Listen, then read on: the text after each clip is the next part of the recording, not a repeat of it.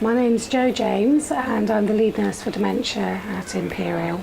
Well, one of the big issues for people, particularly if they've got dementia or any other cognitive problem when they're in hospital, is they find it very hard to occupy themselves. One of the things that really it impacts on is actually giving people a bit of purposeful occupation, so they get to either listen to music or watch films or watch film clips.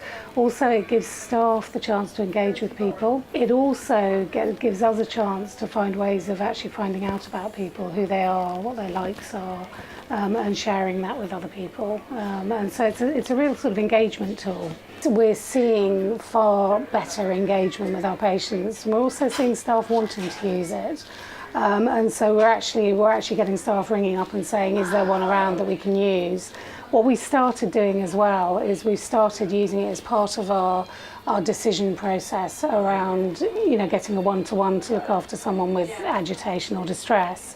So we actually now will ask the staff if they've engaged someone using the software to see if we can actually, get them occupied and de-escalate the problem that way. We have a very strong ethos at Imperial around supporting carers and family to actually sort of work in partnership with them and for them to come in and be on the wards and a part of the sort of, the healing environment. And so we quite often will teach families and engage them in actually using the software to, to work with someone.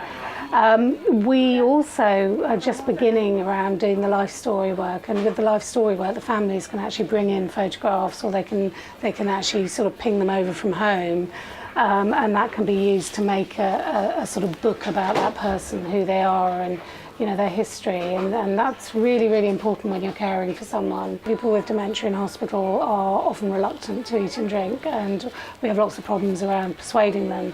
So we started doing these social eating events where we put a table in the middle of the ward, everybody bakes cakes, and we use the software in that situation to play music, but to do quizzes. So we do group quizzes, and it's about everybody doing something together, so you get a sense of community, a sense of being in a sort of social environment rather than a clinical one.